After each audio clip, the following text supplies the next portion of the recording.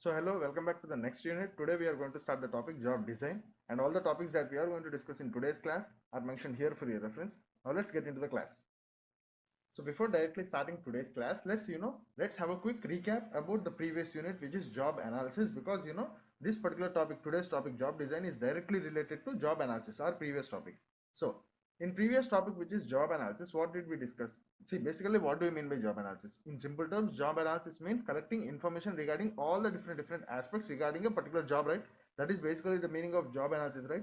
Now, see, while discussing the previous topic, we came to a particular discussion telling that we do job analysis, or we collect complete information regarding a particular job in various different instances, like when you want to change the organizational hierarchy, or when you want to change a particular job, the job description, or basically how a job performs, or basically the roles and responsibilities of a particular job in that scenario, or we also collect the complete information regarding a particular job due to some legal factors, like for example, we discussed telling that if government rolls out any notifications telling that the particular the salary ranges for this class of employees, this group of employees should be increased in this way, or basically minimum wage, if the minimum wages and all these things change in that way, okay, due to some legal factors. And we also discussed that there will also be certain situations like changing the compensation of the particular jobs and all these things. So we, in this way, we have we have stated various different instances where we usually do job analysis. That means we basically do collect information regarding the different jobs, right? So see, there what we did, we just collected the information. That means that the entire job analysis is basically a theoretical part. That means where you just collect information regarding the required number of jobs. That means, for example, if there is this particular role of human resource manager, and I want to bring some change in it, so what I do, I collect the complete information regarding that particular human resource manager, right? So what I do, I collect the complete information, and we go according to the process of job analysis. That means we collect all the information relating to that particular job, and we basically prepare our job specification, job description, and all these things, right? This we have discussed in the process of job analysis, right? So basically here what we are doing, we are just collecting the information regarding to that particular job, the human resource manager, in this particular example. Now what is the next thing? There only you collected information, that is the theoretical part. Where is the practical part? Where is the reality? Where are you converting this theoretical part into reality, into practicality? That is where this today's particular topic, job design, comes into picture. So basically, job design means structuring or restructuring the jobs in an organization, to give you in simple words. Okay, now see, let's take the same example. If you want to change the human resource manager's roles and responsibilities in an organization, so you did job analysis, you collected all the information relating to that particular job. Okay, so you prepared your required, or you prepared your draft job specification and job description, right? Okay, that is the theoretical part. Now we move to this concept called as job design, where you take care of, or basically you prepare a particular job. Or see, to give you in simple words, same example, human resource manager, you want, let us assume a change that you want to bring. See, for example, that particular human resource manager only deals with recruitment. Okay, now in the organization, you came to the decision telling that, okay, he is only taking care of recruitment.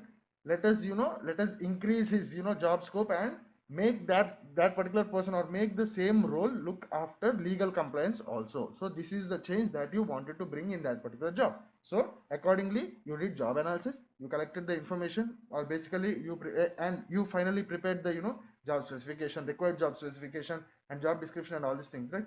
Now you move to job design, where you design, or you basically change, evolve that particular human resource manager job, which is at present in a particular stage, and you bring so many different changes in that particular job, so that it will fulfill the job specifications, or basically the job description, or it will basically fulfill the roles and responsibilities that the organization assigned to it. So this is basically today's concept, job design, where basically you take the inputs from job analysis, and you basically either structure or restructure a particular job in order to fulfill its requirements. So that is basically today's topic, which is job design. Now we will get into the theory part, very small concept and very easy concept. We'll get into the theory part, and we'll also be having simultaneous explanation with certain examples, so that you can understand the concept better. Now let's get into the theory part. So the third unit, job design. Okay, let's look at the basic definition of job design. See, definition of job design: it is a structurization or restructurization of jobs in an organization. See, basically till now, we had an example, right?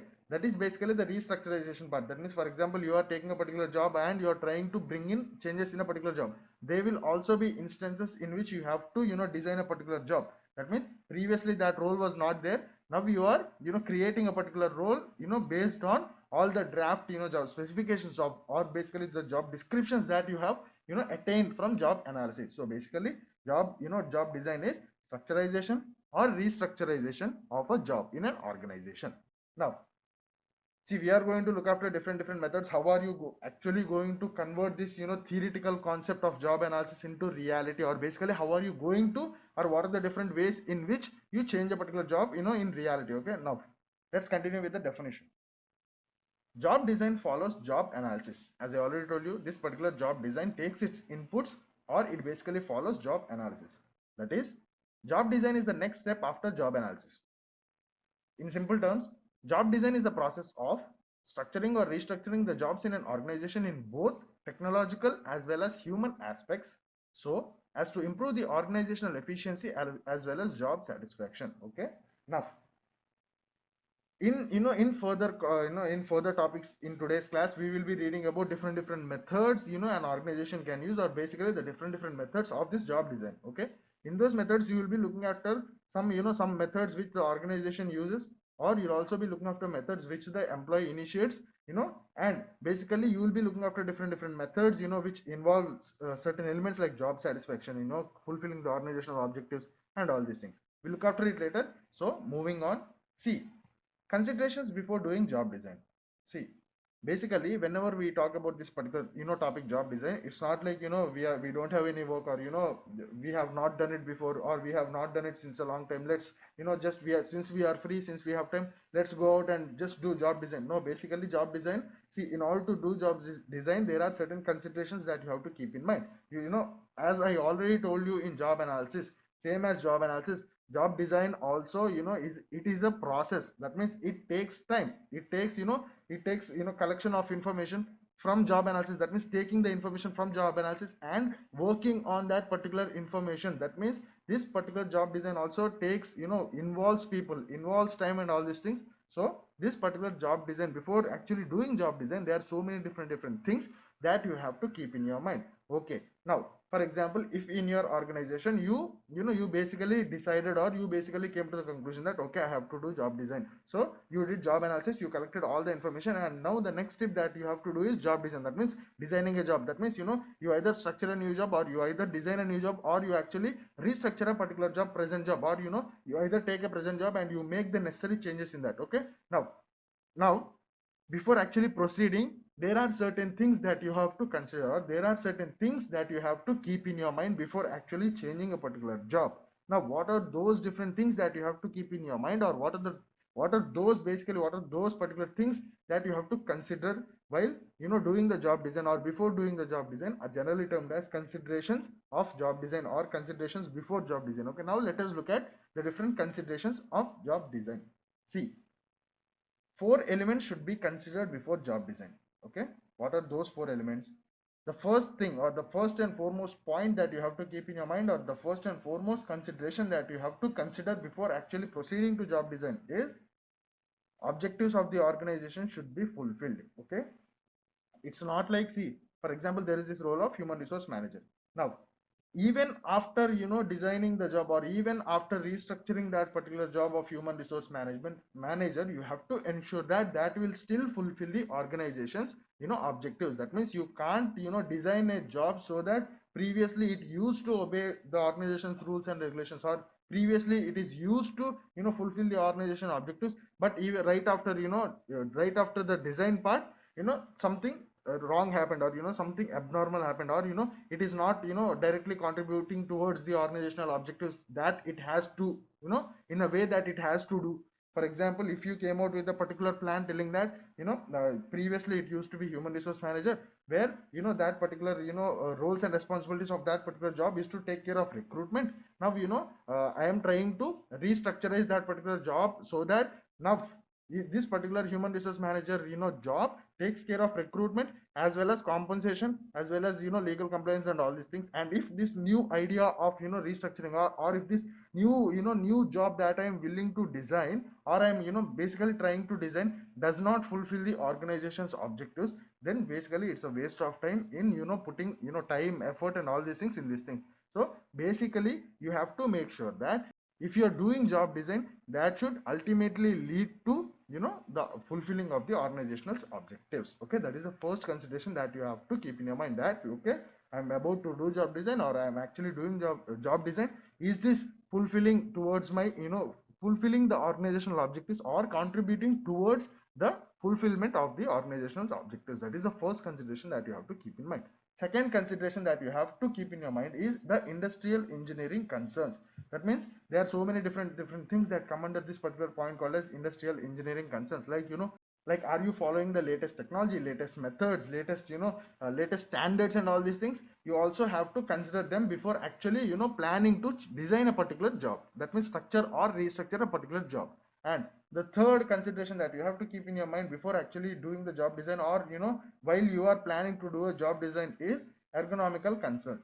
Now, what do you mean by ergonomics? See, basically, in simple terms, anything that connects the work and the worker, the work and the employee, is generally termed as an ergonomics. It can either be seating arrangements, it can either be lighting arrangements, it can either be the way how your office is designed so that each and employee sits at this particular place, or each and every employee the base see basically the environment. Okay, each and every part of the environment that connects the work and the worker, and the work or the employee, is generally termed as ergonomical concerns. Now you should also take care of these particular ergonomical concerns. Now this particular ergonomics can deal with so many different things. In basically an organization, the kind of chairs, the seating arrangement, the lighting arrangement, are employees directly seated opposite to the sunlight. In this way, each and every environmental part that connects the work and the worker, or the work and the employee, are generally termed as ergonomics, and you also have to consider this ergonomical concerns. Okay, now the last thing is, and this is one of the most important thing, and one of the most important thing that has a heavy impact on job design, which is behavioral concerns. Okay, you should also keep in mind the behaviors that are involved with this job design. That means, for example, you should also consider the employee's point of view, the organization, the human aspect, human behavioral aspect also, before directly engaging in job design. Because see, if you come out with a excellent plan of a new job, and you start structuring or you restructuring a previous job into this particular new job with new roles, new responsibilities and all these things, and if that particular new job arises so many different behavioral objections, now then that will be an entire waste of your time, your cost and all these things, right? So you should also keep in mind telling that how will behaviors be towards this particular new thing and all these things. For example, there is this position called as a human resource manager, and he takes care of only recruitment.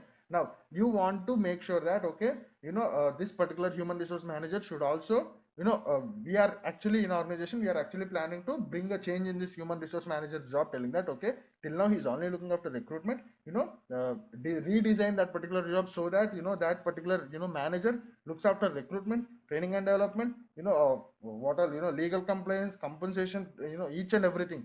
Now what if you actually decide this and you directly do the job design, and after that you go to that particular human resource manager and tell that okay, your responsibilities, roles and responsibilities have been increased. Till now you are only looking after recruitment. From now on you have to look after each and every aspect. If you just dump all the roles and responsibilities on him without without considering the amount of workload you are putting on an employee, or this is just an example, okay, without considering all these things, then what will that human resource manager do? Maybe he there are so many different things he can come out with. He can basically, the first and foremost thing is he can agree, or if he agrees, it's well and fine. Now there are so many other things that he can come up with, telling that see, that is a very big workload, I need a raise, or that is a very big load for a single individual to take on, so I can't do this job, or in the worst cases they'll quit. Okay, in this way the behavioral concerns also have an impact on the job design. So you also have to keep this behavioral concerns in in considerations while doing the job design or while initiating the job design. So these are the basic considerations that you have to keep in your mind, or that you have to consider while engaging or before actually doing this job design. Okay, now this is the basic concept of considerations before job design. What are the different things that you have to keep in your mind before job design, or before actually planning to do a particular job design. Okay, now let's move on to the main topic of today's class, and the last topic of today's class, which is called as different methods of job design. So initially I told you, right, this particular job analysis is where we take inputs for job design, and that is basically a theoretical, entire theoretical concept where, entire data collection is take place. That means, see, I'm not telling that, that job analysis part exists only on paper. That's why, I'm calling it theoretical part. No, basically I'm telling that, see, that entirely relates to theoretical, point of view, whereas this particular job design is where you convert whatever ideas you have into reality. That is also reality. There also you are doing works. Okay, there also you are going out, you are collecting information, all these things. But I'm just referring you so that you could understand, telling that that is a kind of theoretical thing, whereas this job design is like actually putting the plan into action, the implementation part. Okay, so basically I told you, right, there are we do this particular this conversion of theoretical concepts into reality, or theoretical concepts into practicality, or basically this implementation part in job design, right? So how are you going to actually put that particular changes in the job required into reality? See, for this only we have a particular concept called as methods of job design, where we will be looking after different methods where you will actually structurize or restructurize a particular job. That means we are going to look after different methods, how you are actually, in simple words, going to bring a change in a job, or going to bring a change in how a job should function, which is different from the way it used to function. Okay, this is the particular topic called as methods of job design. Now let's look at the theory, and we will also be having an explanation with an example for each and every technique. So back to the theory, different methods of job design. So see, we will be having these these methods of job design. The first one is job rotation, we have job enlargement, we have job enrichment. Now keep this in mind, these particular two things are there, right? Job enlargement and job enrichment, these are the most confusing thing. That means most of the people get confused. Now you also have something called as employee empowerment, you have something called as job crafting, dejobbing, and flex work schedules. Okay, we will be looking after each and everything along with examples. So see, the first one, job rotation. Now, what do you mean by job rotation? In simple terms, job rotation means rotating a person between different jobs which are similar in nature. Now, I can't take a operations manager and keep him in the role of a marketing manager, or keep him in the role of a CEO and tell that this is job rotation. No, basically job rotation is rotating the employee, or rotating the person who is performing the job through a series of, or it may be a single or many different jobs. But basically here what you're doing is job rotation is a process, or a job rotation is a method where you shift this particular employee to different jobs which are similar in nature. For example, if I take a HR manager. Okay, see, basically a HR manager initially has all the subject knowledge, or has all the training to deal with all the different aspects relating to a particular human resource, each and every function of human resource, right? For example, a HR manager knows how to take care of recruitment, he knows how to take care of compensation, he knows how to take care of training and development. But since considering the workload of, or in this way, considering different factors, generally in organizations, what they do is they assign one function to a HR manager, telling that since we have like 10,000 or 20,000 different employees, we are putting you as a HR manager for recruitment, HR manager for compensation, HR manager for performance management. But there will also be so many different organizations where they will only be 10 to 15 employees, where one HR manager will be taking care of each and every function of human resource. Now let's consider this example of the first one. The organization is very large, it has like so many different, or a very large workforce, 10,000, 20,000, in this way. Now see, job rotation here is, this particular HR manager initially he is for recruitment. Now after a period of 6 months, or after a period of 1 year, what I'll do is I'll take him, and then I will shift him to human resource manager for legal complaints. Then again after 6 months or 1 year, what I'll do is I'll take him from there, from legal complaint. Initially was recruitment, then after 6 months or 1 year, I shifted him to human resource manager, for legal complaints. Now what I'll do, after 6 months or 1 year, what I'll do, I'll again shift him to human resource manager for training and development. In this way, job rotation is where you are basically rotating an employee through a series of different jobs which are related. Here in this particular job rotation, there is no need to learn new skills. You are just learning different ways in which you can apply your that particular subject knowledge in different ways. That is basically job rotation, right? Now that is the first method of job design, that is job rotation. Now let's move to the second and third concepts. We'll be discussing both the concepts at the same time, because this is one concept where most of the people get confused. Job enrichment, job enlargement. See, let me give you a simple theoretical example. See, if you're a sales guy and you produce 10 mobiles per month, if you're a sales guy and you produce 10 mobiles per month, now suddenly the organization increased your production. That means initially sales guy 10 mobiles per month, from this month, or from today or from next month, your this 10 is there, this 10 number that you are basically producing, or basically your initial target. Now what they do is, the organization calls and tells that, see, till now you have to produce only 10 mobiles per month, right? From now on, or from next month or next week, whatever it is, from now on you have to produce 20 mobiles per month. Now what happened here? His workload increased. Is there any new thing that he's doing apart from increased workload, new kind of activity, new kind of new kind of roles and responsibilities? The only thing changed here is the workload. He initially used to deal with 10 mobiles, now he's dealing with 20 mobiles. No new subject knowledge is required. The only change here is the workload. This is one scenario. Keep this entire thing apart, keep this here, okay, keep this aside. Now let's talk about a second scenario.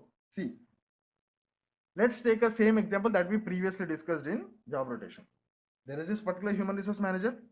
Initially, while joining the company, he was trained to trained in each and every function of human resource. Okay, keep that aside. Now there is this position of human resource manager, right? Now let us assume that he initially takes care of only recruitment.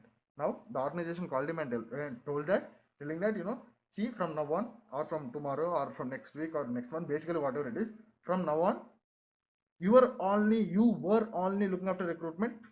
Please take care of training and development also. Now here also, what happened? His workload increased, but here his workload did not increase in the same thing. That means the organization did not tell that you were looking after recruitment, right? In recruitment only you try to recruit more number of people. No, in this particular example, in the second scenario, what happened? They actually assigned him some other task, but which is relevant. Yes or no? Which is relevant. Is there any new training or new course or new skill that he requires? No, he is basically here applying. So here what happened in the second scenario? Here also workload increased, but in a related activity. Now bring in these two scenarios. In the first scenario, it was just the increase in workload. In the second scenario, it was increase in workload, but in a related activity. Now these two things are the example of job enlargement. Job enlargement means enlarging a particular job in terms of workload. Now in this terms of workload, increase in the workload, we can tell that this particular workload can be increased in one area or a related aspect. Okay, that's why I gave you this example of two different scenarios. This is basically the example of job enlargement. Now moving on to job enrichment. Now job enrichment is the job enrichment is a concept which has a much wider scope than job enlargement, and this is the general bit. Job enrichment is considered as one of the most important qualities for leaders in organizations. Okay, now coming back to job enrichment. What do you mean by job enrichment? We have discussed about job enlargement, right? That means basically enlarging a particular job. Now job enrichment, here you are basically increasing the scope of an entire job. For example, see, let's take the same example that we have discussed in job enlargement. Okay, there is a second scenario, right? Human resource manager, he used to deal with recruitment. Now the organization assigned him extra roles and responsibilities relating to the same thing. That means initially it was recruitment. Now the organization called him and told that you take care of the training and development also. That means the same thing, the relevant same relevant task, but extra workload relating to relevant tasks. Okay, that is the scenario. Now we move to this concept of job enrichment. For example, in the organization, there is this HR manager who takes care only after recruitment, or who takes care basically, everything related to recruitment. Now, if the organization calls this particular employee or this particular human resource manager and it tells that, okay, you have been looking after recruitment till now, from now on or from today or from tomorrow or from next week and all these things, we are thinking to involve you into operations also. Okay, apart from human resource management, that means apart from human resource department, organization is also thinking to involve this particular manager into operations. Maybe the organization thought that this person is a very skilled employee, so he has the potential or he has the capability to handle more than more than one department and all these things. So basically the organization may have concluded telling that, okay, till now he is into human resource department, let us involve him in operations department also. The reasons may be that depends on the organization's choice and organization decision. But let us take an example where the organization came to a decision telling that, okay, this particular human resource manager should also be involved into the company's operations department or operations part. Okay, now training is required, right? This person, this human resource manager, is basically his expertise and each and everything is in human resource management. Now the organization is basically planning to involve this particular person into operations department also, right? Now that requires certain skills, right? See, initially this person is trained in human resource management operations, right? Now basically human resource management operations means everything related to human resource management. Now the organization is is planning to involve this particular candidate in the company's operations department or operations part also, right? Now this particular person should be trained again, right? That means new set of skills has to be imparted into this particular pre-existing human resource manager, right? Then only he can go and perform in the operations department, right? See, since he is the human resource manager, he is trained in almost each and every aspect. That means each and every aspect, not even almost, he is particularly trained in each and every aspect related to human resource management. Now this particular organization is planning to involve this particular person into operations part also. Then he has only human resource skills, expertise and all these things. So the company has to give him special training or impart him certain skills relating to operations part also, right? So this particular new skills or new training required and all these things were not there in in job enlargement, right? There he is basically trying out different activities where his application part varies. That means he is using the same concept, same skill, same same subject matter, he is applying in different relevant things. Okay, now here, whereas when we come to job enrichment, here new set of skills are involved, right? New training, training is required, right? And all these things, right? So this is basically job enrichment, where you basically increase the roles and responsibilities relating to non-relative things. There relative things, here mostly non-relative things. That means here basically you are basically increasing the scope of the job. You are entirely bringing in new components and you are basically increasing the scope of the job. This is basically one method which is called as job enrichment, and the previous one was job enlargement. Most of the people get confused between job enlargement and job enrichment.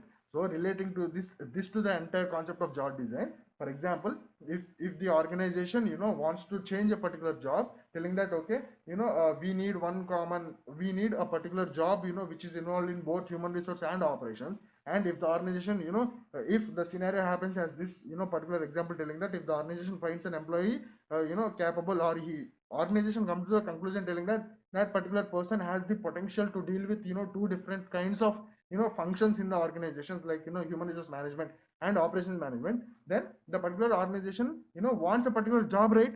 That means it needs a job specification, it needs the job description which has all the roles and responsibilities that this particular new job which is involved in both human resource management and operations management should do, and all these things, right? So in in job analysis you prepare all that thing, whereas when you come to this job design, when it is the time to convert that particular theoretical thing into reality or practicality, what they'll do is they'll just use this concept of job enrichment. Okay, so this is how this particular job design methods are basically used. So this is the third method, job enrichment. So till now we have discussed the first method, job rotation, the second method, job enlargement, and the third method, job enrichment. Now let's move on to the next method, which is employee empowerment. Employee empowerment is just like giving the employee the authority to take his own decisions. That means you are basically trying, it's a kind of decentralization. Okay, that means you're empowering the, and empowering the employees in taking their own decisions, being responsible for their own actions and all these things. This is also a kind of job design. That means here also you're basically kind of restructuring the way a job used to function, right? So that is employee empowerment. So the next method in the methods of job design is job crafting. Now what do you mean by job crafting? See, employee initiated activity, remember this in mind, this is a kind of different method when compared to each and every other method. Employee initiated activity or employee initiated method which involves shaping the working environment to fit individuals needs. Now what do you mean by this? See, remember I told you this is a kind of different method when compared to each and every other method. See, basically this particular method, which is job crafting, is an employee initiated activity or an employee initiated method. Now what do I mean by an employee initiated activity, or basically what do you mean by this particular job crafting method? Let's take a simple example. For example, let us assume that you are a software employee in an organization which basically performs or basically functions on different projects from clients on C programming platform, and in some cases other platforms like Java, Python and all these things, and you are an employee, and there is this rule in the organization telling that yes, most of the time we work on C programming, but each and every employee at least once he has to work on other platforms apart from C programming like Java or Python, whatever it is. But each and every employee at least minimum once, okay, at least once you have to work on a different platform. Now for example, you are an employee, right? Now it is your time to work on a different platform project. So for example, there is this client who has a project, but that project runs on Java. Okay, since you have to work on a project which is other than C language, so you looked at this project, easy project, small project. You thought of choosing that particular client's project, so you went for interview, you got selected. That means that particular project is assigned to you. Now you are about to work on a project or for a client which is on Java platform. Till now you have been working on C programming. After this particular project, you will again go back to C programming. Only for this particular project you are about to work on Java platform. Now there are two ways in which you can perceive this. You can either think that okay, it's a small project, easy project, the Java, the skills and the knowledge required in the particular Java field also are not too much. I'll just learn all only the things which are related to Java to complete this project. I'll just learn some basics, I'll complete this project, and I'll again happily go back to C programming. This is one way in which you can think. There is this second way in which you can think, where you can actually perceive telling that okay, till now I have been learning, or I have been working on only one platform.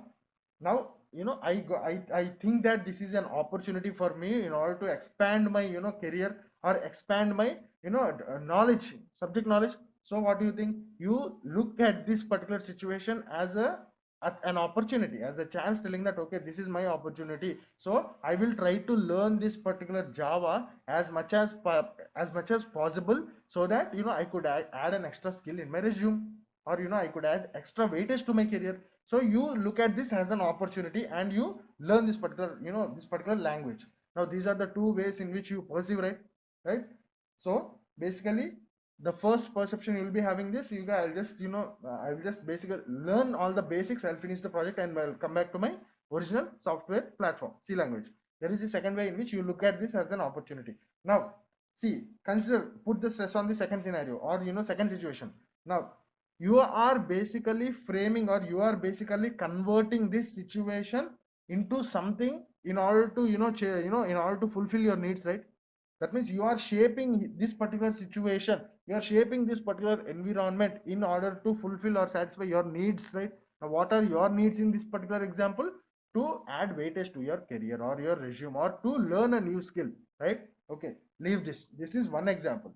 Now shaping an environment so that it fits to your individual needs can also be represented by doing certain things like changing the way you interact with others, changing the way you perform a particular job. Here basically job crafting means you are basically taking the job environment or situation, and you are molding, or you are basically changing that particular situation in a way that it satisfies your personal needs, right?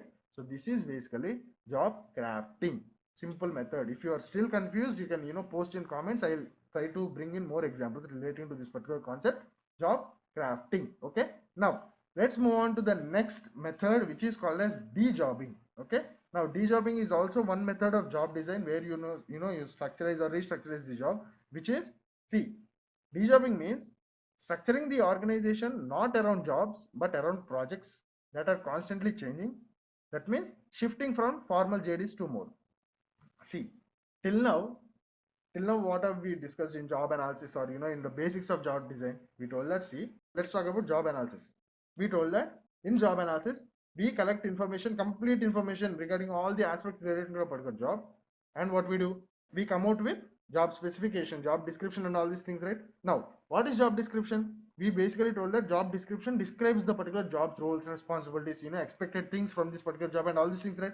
So this particular dejobbing means moving away from this system of job description and all to a different system. Like, for example, see, in the present scenario, there are so many organizations which use this dejobbing. That means, see, what do I mean by moving away from formal JDs and all these things is, for example, let's take a software company. Okay, for example, let's take a software company. In this particular software company, if they are using this dejobbing means, this company will not tell that there is this particular role of software engineer where you have to come and you have to work on C programming, you have to you have to do this, you have to do that. In this way, structured way, you will not be having when you're talking about dejobbing. Here in dejob, if an organization is using this particular dejobbing in in this particular software software engineer role, or a software associate role, how it looks is, see, this particular organization will tell that we are a software company, we are an IT company, we deal with all the software products and all. Now we may deal with C language, C platform related projects, or Java platform related projects, or Python related projects. So the employees who are willing to enter this position have to be trained in different languages, and the more languages the more preferable you are in order to fill into this particular position. So this particular method where you don't have, or basically you don't follow the formal job description, but you revolve around the constantly changing environment, or the constantly changing the job market. Okay, basically the job market, constantly changing job market, or constantly changing roles and all these things, is basically called as the method called as dejobbing, where you basically shift from the formal JDs, job descriptions, into a much more evolved manner, where the jobs are not limited to a particular job description, but they are it's like being open minded in terms of the environment. So this is basically the method of dejobbing, right? Now let's move on to the last method of this particular job design, which is called as flexible work schedules.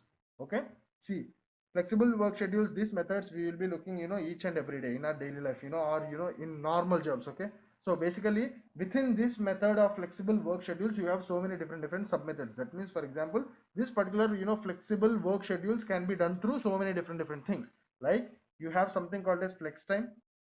Okay, like see, here also we are talking about changing the way how the job used to be. For example, there is this particular role of the human resource manager. Now if you want to if you want to bring a change in that particular job, one of the methods that you can use is this particular flexible work schedules, and within that there is a sub method called as flex times, where you try to assign flexible times to that particular job, which was not present initially. For example, initially this particular human resource manager has to come to the office at 10 a.m. and has to leave the office at 5 p.m. Now if you want to change that particular timing system, that means if you want to change how that particular job used to be, then one of the method that you can use in this particular different methods of job design is flex time, where you can actually bring the flexibility in the time schedules. For example, see, initially 10 to 5 means you are present in the office for 7 hours. Now after implementing this particular method, I am telling that, okay, from now on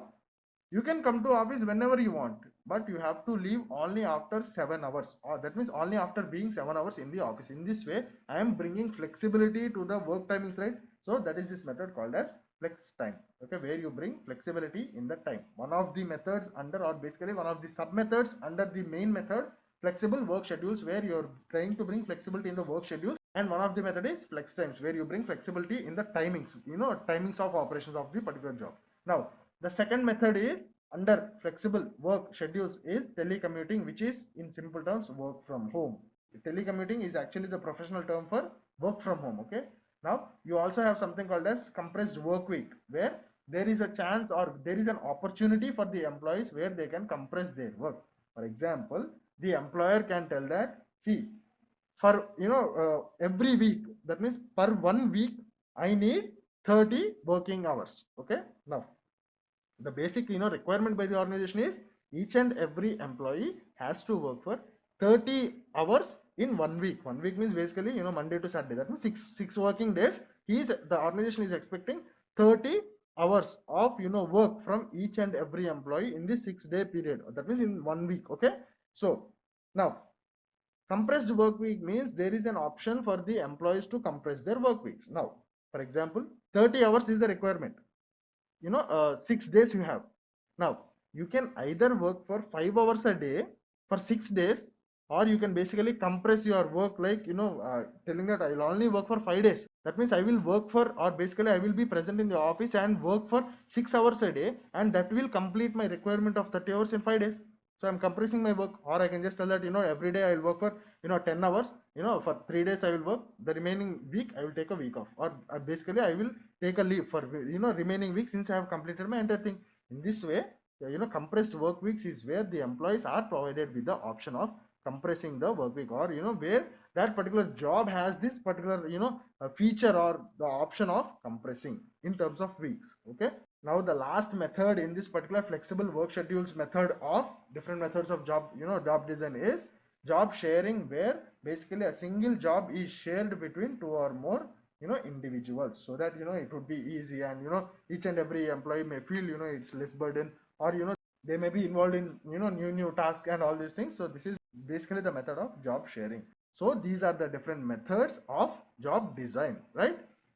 So this has been today's topic. Okay, so basically today we started the concept of job design. That means we told that this particular topic of job design takes its inputs from the previous unit, that means job analysis, and basically we are telling that, see, this job design is used to convert that particular job analysis theoretical, the entire theoretical outcomes of the job analysis into practicality or into reality, right? Now we talked about the basic meaning of job design. Now we told that before doing job design there are certain things that you have to keep in mind. That means you can't just randomly start doing job design, or you can't just randomly start structurizing, or changing the way the jobs used to perform. You have to keep certain things in your mind, and we term them as different considerations before doing job design, or considerations before job design. And we looked after various things that you have to keep in mind, telling that this particular job design that you are trying to do, or you are basically going to do, should follow the organizational objectives, or should accomplish the organizational objectives, or should be in line with the basic organizational objectives. You should also consider different other things, telling that, okay,